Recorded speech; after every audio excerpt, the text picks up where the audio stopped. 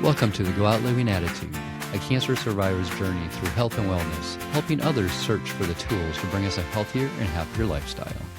Hi, everybody. Jonathan Brandt, GoOutLiving. Today's special guest is Dr. Will Tuttle. He is an acclaimed composer, a concert pianist, a Zen monk. He is a specialist in health plant-based foods, spirituality, meditation, as well as a best-selling author. Dr. Tuttle, it's a pleasure to have you here. Thank you so much, Jonathan. I'm delighted to be with you, and thanks everyone for listening. Great to be here. No, it is really a pleasure to have you here. So I was hoping we could go back 50 years to where your story really starts, and then how you got here. Yeah, sure. So just briefly, 50 years ago, back in 1975, actually, I had just graduated from college. I went to school in Maine, in Colby College in Maine. And I was the oldest child in a newspaper family. So I was more or less bred to take over the family business. I was pretty much raised in the media. That's one of the reasons, actually, that I know it's a good idea not to trust the media too much, because I was raised in it. And I know my father would say to my mother, well, we can't run that article because so-and-so advertiser wouldn't like it. So I know the media gives us a certain view. Let us put it that way. But anyway, right before that, I was born and raised in Concord, Massachusetts. So that area of the world was famous for the American Revolution, which was a big thing. My father was very freedom oriented, and I was very fortunate, I think, growing up, a lot of time in nature. And the other thing that it's well known for is the Transcendentalist movement, which were people bringing the teachings from Asia into North America, like Emerson and Thoreau and Alcott. And so I learned to swim in Walden Pond. I went to Thoreau School and Alcott School. I was born in Emerson Hospital. And so when I was in college, I started to read these authors, and that led me to, and the idea basically of what I guess one author called it cosmic consciousness, this idea that it's possible to attain essentially a higher level of consciousness, that most of us go through life in what this author particularly, his name was Richard Buck, called self-consciousness, which is kind of caring about ourself and our family and our tribe, more or less, and so forth. But he said certain rare people, great sages and saints and mystics and poets and so forth, had attained what he called cosmic consciousness. And he basically said that it is the destiny of every human, all of us, to eventually attain this higher state of consciousness where we lose the pettiness that sort of more or less defines our lives, the narrow-mindedness and the underlying fear. And so I got really excited about this idea, and I told my younger brother, Ed, there's something called cosmic consciousness, and we talked about it quite a bit. And wouldn't it be great to just make that the focus of our lives? And he totally agreed. And so we talked to our parents, and my father said, well, okay, so what are you going to do? And that was the question. And we decided that the one sure way to attain cosmic consciousness in 1975 was to go to California. We thought we wouldn't go to California the way most people do, like maybe driving or hitchhiking or flying or whatever. We decided we would just walk the whole way with no money. And so I remember we walked down the driveway of our parents' home with some fresh baked cookies from my mother, and we had our parents' blessing. They said, all right, that's what you really want to do. Go ahead. And we worked our way west for about, several weeks. We got as far as Buffalo, New York. It was October and it was really cold. So we decided to just head south. And we walked about 20 miles a day on little tiny backcountry roads down through upstate New York and across Pennsylvania into West Virginia, down into what they called the Bible Belt. I found out about what that's all about, and through eastern Kentucky, down into Tennessee, eventually all the way to Alabama. So we walked that whole way with no money and just somehow focusing on our meditation practice that we had learned in our reading about a man named Ramana Maharshi, who suggested that we just go deeper and deeper with a question, very basic question, who am I? Or what am I? What is this that I think I am? And so that was what we were focusing on. And we thought somehow we'll be provided for. And amazingly enough, we were. We never really went hungry. We had quite a few, I would say, somewhat minor miracles happening along the way. And we just tried to be nice to the people that we ran into. And we would sleep on the floor of churches, on the floor of sometimes rescue missions or jails, or sometimes in the forest, or sometimes we meet someone and stay in their guest room or whatever. But we just kept walking. And we ended up for a while in Tennessee, south of Nashville. It was the largest hippie commune in the world at that time. It was called The Farm. And it was a really interesting place. I liked it. It was great. There was like not, about 1,000, about 900 people. They were pretty much all from California. And they had decided to create a living situation of living these ideals. And they were vegetarians. They were actually what we would call today vegans, in the sense that they didn't eat any meat or dairy or eggs or even honey. They were really strict about that, and they grew a lot of their own food. So I really learned quite a bit there. But we decided to leave there and go on to Alabama because we heard there was a Zen center. We wanted to just practice meditation in Huntsville, Alabama.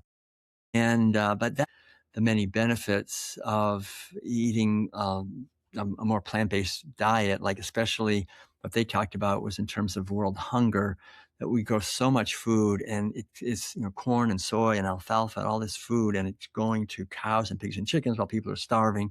So they say, that was their basic thing. We want to reduce the violence and cruelty and injustice in the world, so we're eating lower on the food chain, so it's enough for everyone to eat.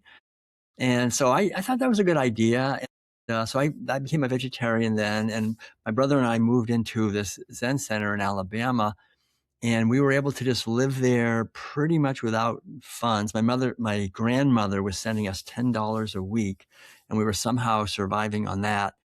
And I remember if I wanted to buy something at the local bookstore, I told them, I'll paint your bathroom if you can give me this book, whatever. We were doing trays, that kind of stuff. But we were mainly meditating. I was meditating like 12 hours a day. We were just sitting. I really wanted to go deeper and understand what I am, because it seemed very clear to me at that point that, sort of like what Socrates said, the unexamined life is not worth living. I didn't want to go through my life just like so many people it seemed around me had, which is just trying to make money and build up a reputation or whatever. And so that really kind of led to eventually going to other meditation centers, one in Atlanta. Then I got out to San Francisco a couple of years later, and I was living in a Tibetan Buddhist center, and then eventually another Zen center in the San Francisco Bay Area. And then I shaved my head and became a Zen Buddhist monk in Korea in 1984. And that was interesting also because I had already decided to become a vegan, which basically was just giving up the dairy and the egg. I was in a community in South Korea, this Zen monastery, where they had been practicing what we would call vegan living for 750 years, since the 1200s. That's the way that people lived. And so I really felt like I got at a deep level just this gift of realizing that I can really thrive and celebrate my life on this beautiful earth without causing harm to animals. And it was a good foundation also for meditation practice. The mind is quieter. And so I had some pretty, good experiences through meditation there. It was very intense. We would get up every day at 3 o'clock in the morning, meditate till 9 o'clock at night. I did a 90-day silent retreat and really had a chance, a really wonderful opportunity to go deeper into what it is, this question of what am I? And eventually, though, I felt called to come back, and I ended up coming back and getting my PhD at Berkeley and teaching college for a number of years in philosophy, primarily comparative religion and humanities, those kinds of things. And then eventually left all that and moved into a Volkswagen bus and traveled the country, just giving workshops on developing intuition. Because I think intuition is such an important thing. It's our inner guidance system that we all have, which we're basically disconnected from, I think. And we're always looking to outside authorities to tell us what to do instead of realizing we have this wonderful inner authority that can really help us to live our unique life. So I was doing that, and then also doing lessons with other people. And I was a church organist and all of that when I was in high school. So I really I started composing music, and this music would kind of come through me as a meditation. And I realized people really liked it. And so I was able to actually make my living selling cassettes. So back in the day, it was cassettes and then eventually CDs. So that was basically it. Then I went to Russia, just to kind of wrap it up. It was actually the Soviet Union back then in 1990. I actually went on a walk called the Global Walk for a Livable World, which was people walking from LA to New York for the environment. That was quite an adventure. And then decided to go to the Soviet Union and do concerts for peace. And it was wonderful, really, to see how the people in the Soviet Union, like us, they want peace, really. And we had some wonderful connections there. And during that time, I went to Europe and I met my future wife, Madeline, in Switzerland. She came over a couple of years later, and we ended up living on the road in an RV for 17 years, just traveling and doing these events, concerts and workshops and retreats and so forth. And it's been a wonderful life. Now, for the last 13 years, we got a house here in Northern California. I mean, really, it's trust in yourself. We're in a little van now and do concerts and workshops and lectures and so forth. And about half the year, we're out growing our food and enjoying the place here. And so the underlying idea really for me is we just left. We didn't have any idea when we left home 50 years ago what would happen. But I'm so grateful that we took that leap, because I remember walking on these little backcountry roads somewhere in the middle of nowhere in West Virginia or Kentucky or somewhere, and having no reason to be happy because we didn't have any security. We weren't doing what we were supposed to do at all. But I would have these waves of joy just washing over me. And I think that's our natural human state. When we're living our life, we're basically happy because we're doing what we're here to do. And we're only here for a few short decades. So the whole idea is to just find that inner guidance system and do our best to rely on that to live our unique life and just see what happens. That basically is how it all worked for me back then. I mean, really, it's trust in yourself. It's trusting the not just the sort of shallow ego, but it's really trusting ourselves. You're right, trusting. And of course, I think it's also trusting that there's a benevolent presence somehow. There's something good, and we saw that the people were basically, if you're nice to them, they're nice to you. Basically, of course, that was 50 years ago. Things were not quite as crazy. I don't know if I would do it today, quite honestly. Well, and that's what I was going to say. Things have changed in the last 50 years. I mean, I remember getting out of school. I was 5 years old and going and getting my brother from daycare and walking home, and we'd be home alone. Yeah, there was always kids around and we'd play, but that's just how we did it. Can't get away with that now. But looking back at, holistics, and you pretty much lived it, mind, body, soul, spirituality. And for me, that's kind of what I've been missing. The last 5 years were tough for me and Christy, with both of us fighting and battling cancer. We had to really start relying on holistics. So for me, I miss a lot of the spiritual side. I'm starting to understand that. I'm starting to get that. And I think a lot of people are starting to kind of go that direction. So how do we get people to understand that really the healthiest way to live, or the most spiritual side of it? Well, I think the way we do it is by what you're doing right now, right? Just try to create a context, a platform, something to attract people to question the official narratives in our society, because I think we know deep down that a lot of the official narratives that are coming through the mainstream media and through the mainstream institutions, the medical, pharmaceutical, educational, governmental, Hollywood complex, that it's really not in our best interest. It's in the best interest of people who are making a lot of money on sick people and on conflict and war and environmental devastation. But for us and our children, it's not in our best interest. So I think what you're doing is the perfect thing. Just talk about these things and have examples. Like for me, I'm kind of a radical example. For some reason, I left home and I've stayed out of the medical establishment completely. I've never had taken one pill. I haven't had a health insurance. I haven't gone to a doctor. I mean, I just stayed out of it. I've really taken responsibility for my health. I felt like that was part of my path. My father, when I was a kid, he was going to be a doctor, and then he was a medic in World War II. And he didn't like it, the whole thing. And so he said, if I were you, I'd stay away from doctors if you could, And so I kind of followed his advice and just stayed away. I just stay away. It's honestly true. Well, and I think not to say that the medical establishment sometimes can be really helpful. I'm not anti that, but I'm just saying the more we do our best to take responsibility for our own health rather than farming it out to some medical outside person, I think the better the results will be in general, because I don't think we realize our body has tremendous intelligence for healing. And the whole Western medical profession is more or less oriented in a reductionistic way to try to fix a narrow thing that you think is a problem. And very often it upsets a lot of other things in the process. And so a lot of people go into the medical and they end up getting worse off. And I've had experiences where I've realized actually psychological in certain ways. I remember one time, just as one example, I was on a long meditation retreat all by myself in a little tiny cabin in Oregon, outside Eugene. It was part of the Tibetan Buddhist practice that I was doing way back in the 70s.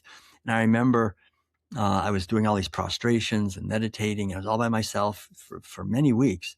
And all of a sudden, one day I got a terrible back pain. It really hurt. And I thought, oh no, what am I going to do? I couldn't bend over. I could hardly move. And so I went to bed and I thought, I hope it's better in the morning.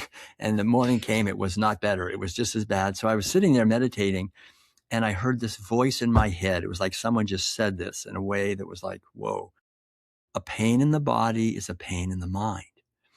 And so pain in the body is a pain in the mind. What does that actually mean? So I sat on the bed and I just started writing in my journal to sort of unwrap that, what that meant. And I suddenly came to me that I could see myself as a little boy, and I had a great childhood. I was running around. We never locked the door. It was a really very free kind of experience I had. But then when I got a little bit older, in my early teens, I started to close down.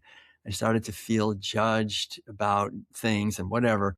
And so there was this wound, this pain inside of me that I had really carried, but I had never actually addressed it.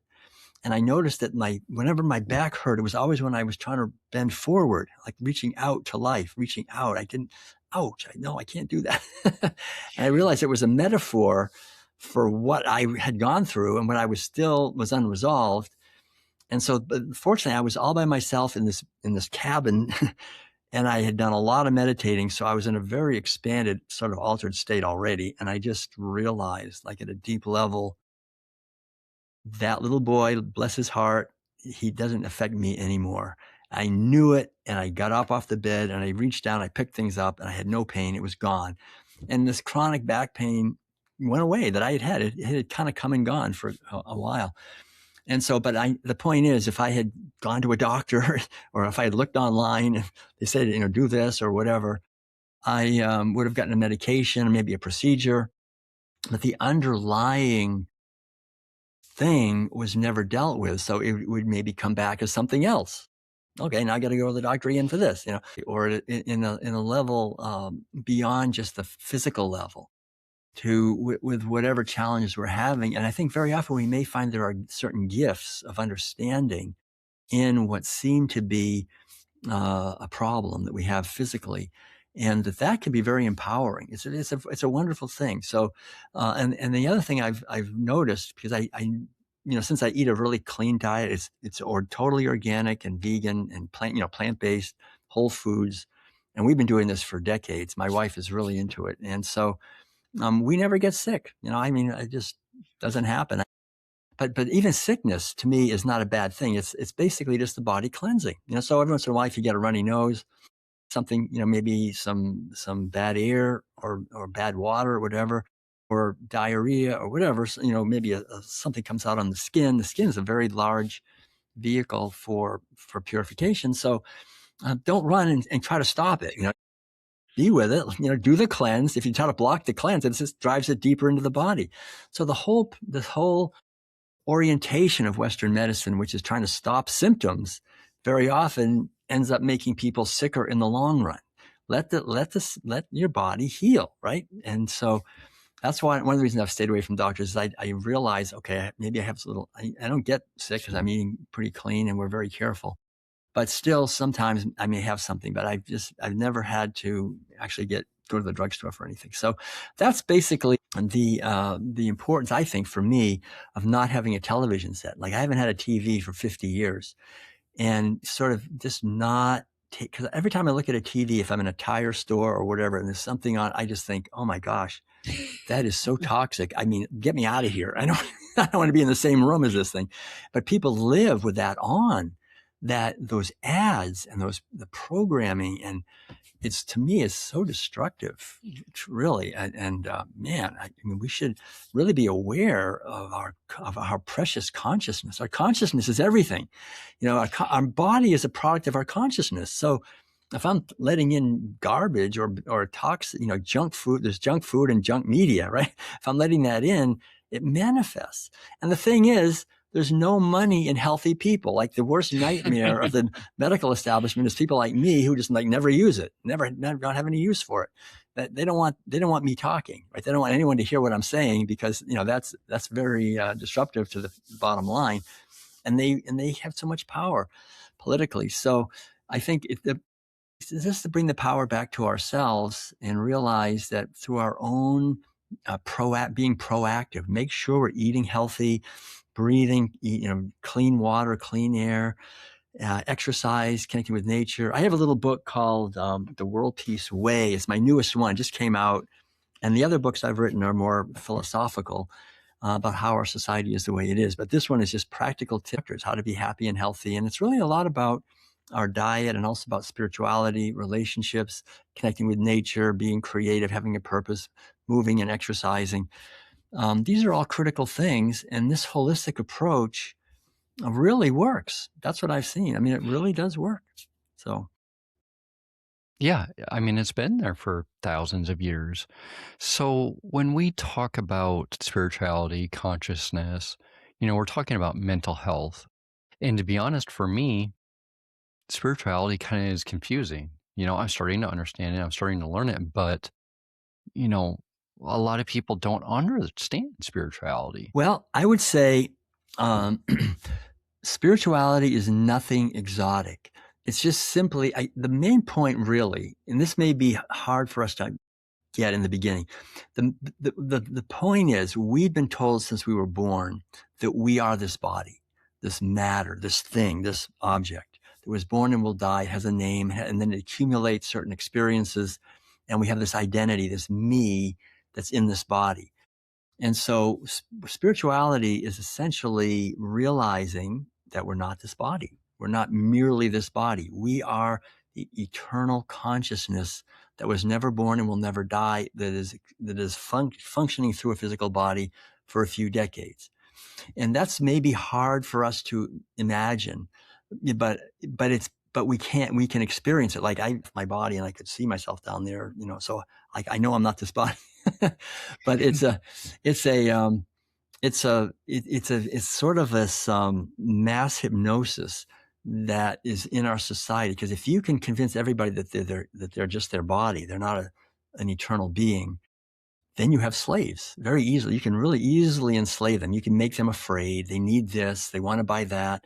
And then there's no purpose, really. I mean, what's the purpose? If you're just this body, well, then what's the purpose of the life? You know, when I go and give lectures in college and universities, and I ask the younger people, you know, what's your purpose?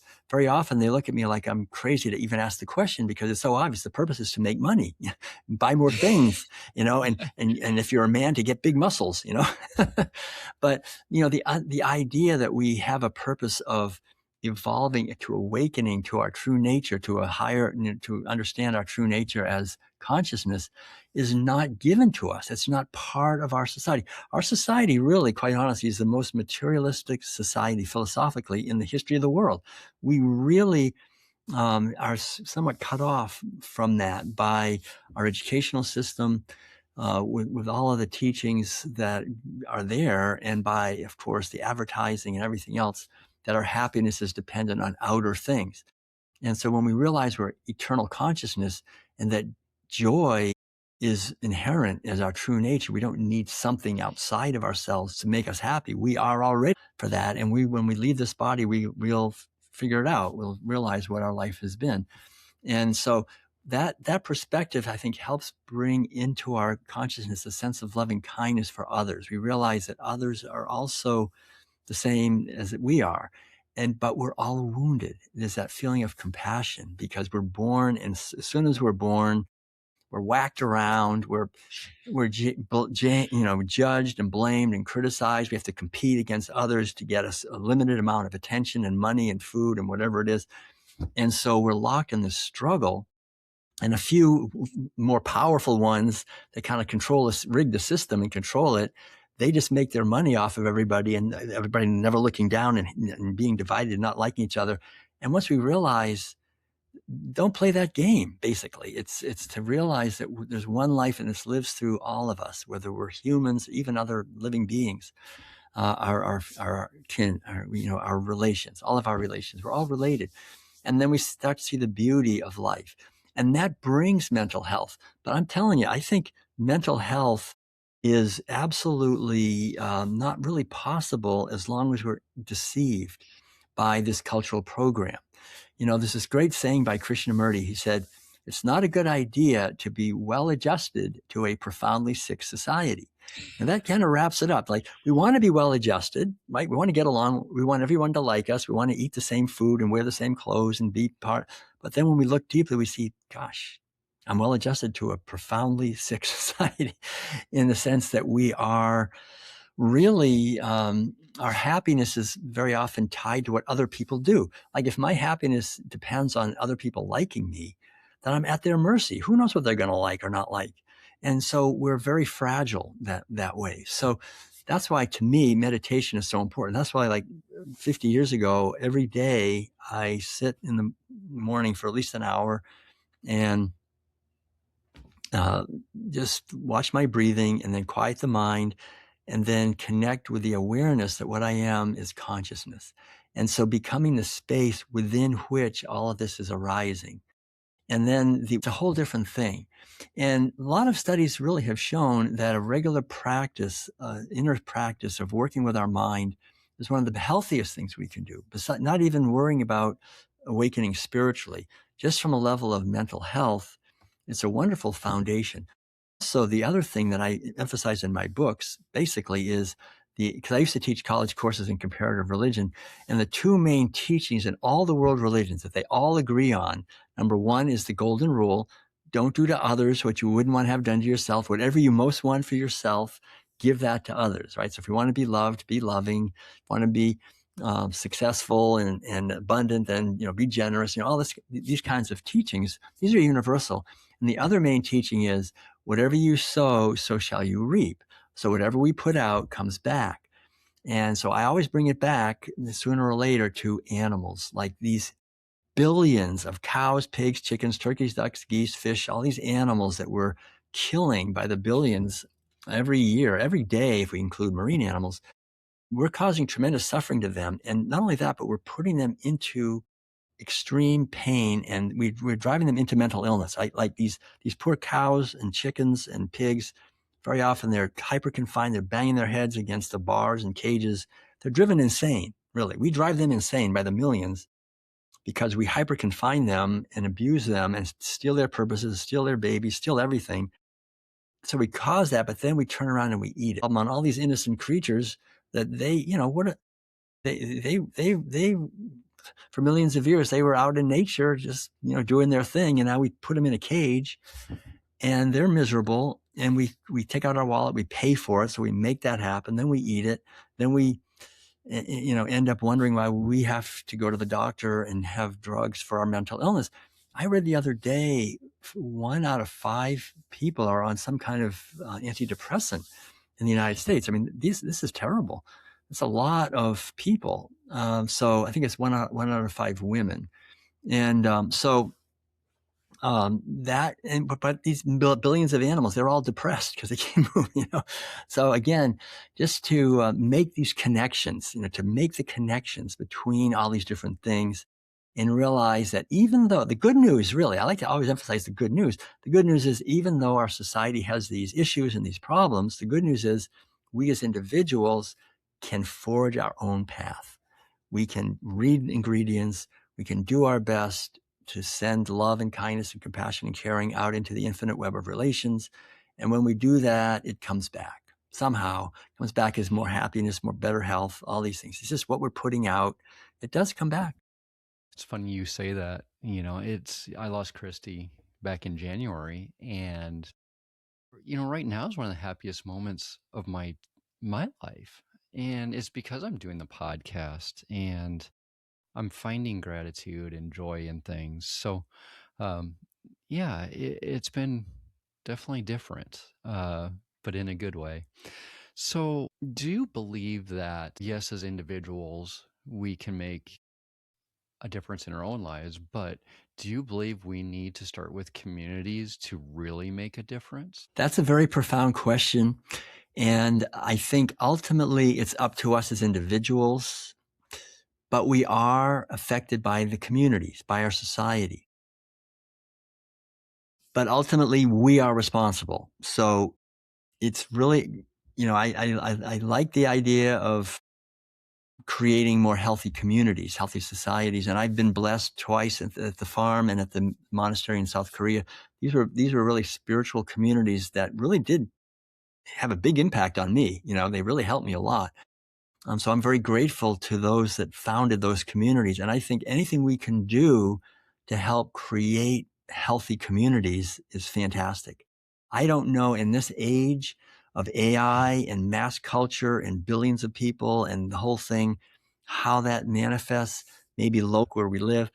But what you're doing with this podcast, you're creating a community. This is an online community, healthy community, right? So that's the beautiful thing. We can just create healthy communities however we can do it, with the people around us or by attracting people like you're doing with this podcast. And I think that's living our life well. We come to this earth, we see all the problems, and then we can be part of the solution in our unique way. And if we do that, we will have lived our life well. And I think that's a beautiful thing.